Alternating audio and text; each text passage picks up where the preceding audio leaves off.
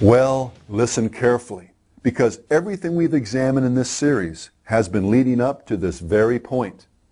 The reason so many people reject the charge of Satan worship is because, as we saw earlier, they have a caricature of the devil and his religion in their minds. He's the horn-headed demon in red pajamas, and serving him, should he even exist, would involve sacrificing babies, drinking blood, or something else equally horrible or bizarre. In reality, though, following Satan is far more mundane and universal than most people realize or would care to admit.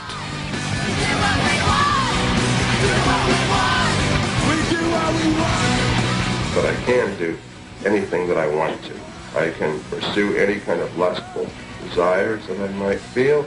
I can engage in any activities that are so-called sinful activities and not really worry about any ecumenical councils making it right for me to do these things.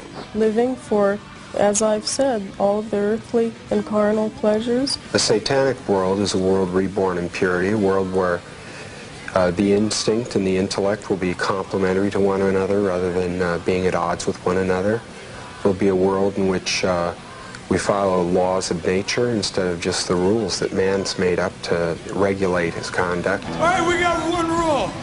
There are no rules. Have a good time. Do what we want. If a Christian said to you, you were just really worshiping yourself, what would you say? In a sense, they would be right.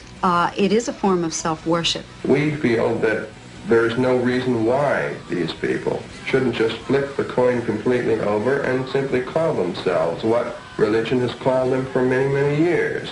Call them devil worshippers, or disciples of evil, or Satanists. Of course, it's very hard for a person to hang an uncomplimentary label on themselves. And for this reason, for many years, there will be people practicing Satanism as good Christians or other religions. And they will instinctively pursue the very same things that we are, as they always have. As we've already seen, Satan is an invisible spirit and a master of disguise.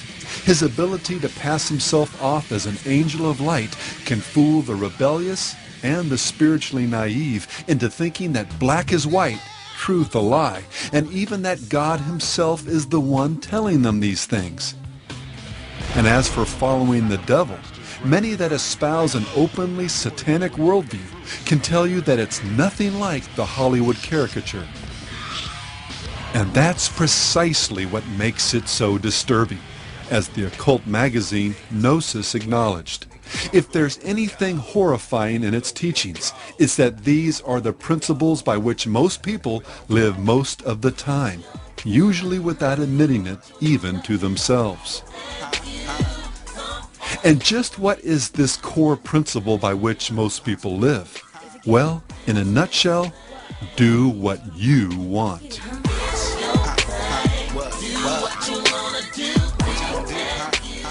Surprised? Well, Anton LaVey wasn't. He understood precisely from where this popular concept had arisen.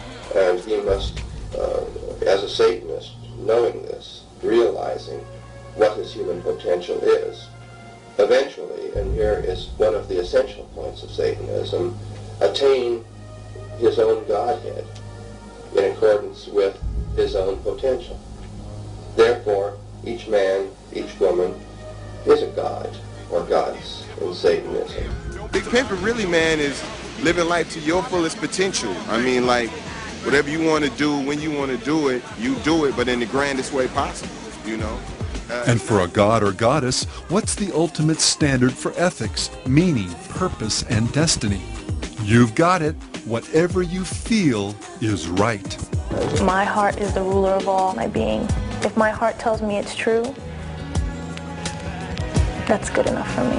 The answers to your problems are in yourself and not in a god or a religion.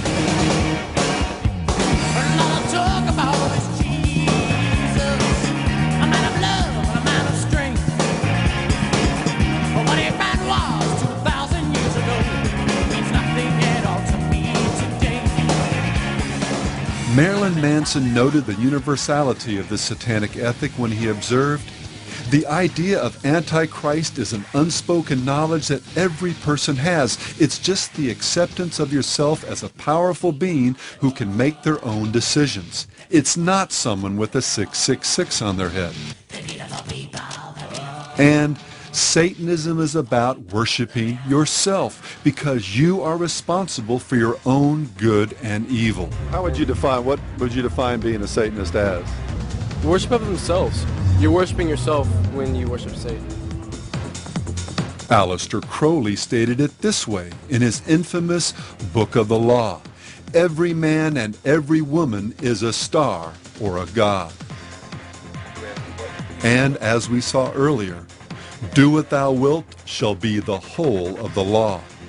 I'm basically a free thinker. Whatever anybody wants to do, they can do whatever they want as long as it doesn't hurt other people. I live by myself, I live by my own values and all that, morals. I set my own ways. How do you determine what those morals and values are? Well, I don't know, I just do what's right for myself. By declaring that each person should walk in their own light, discover and then do their true will, LaVey, Manson, and Crowley, along with Nietzsche and others, have simply been echoing the father of all lies, the one that goes back to the very dawn of human history. Then the serpent said to the woman, God knows that in the day you eat of it, your eyes will be open and you will be like God, knowing good and evil. Satanism, then, in its essence, is simply each person looking through his or her own eyes for meaning and direction. As our own god or goddess, we're free to do as we will. Theologically, this worldview can be reduced to a single precept found in the 4th chapter of the Book of Satan. Say unto thine own heart, I am mine own Redeemer. Or, to put it in more common terms, the, quote, triumphant strains, end quote, of a song that LaVey and his disciples viewed as one of the most satanic of the 20th century. I did it my way. For what is a man? What has he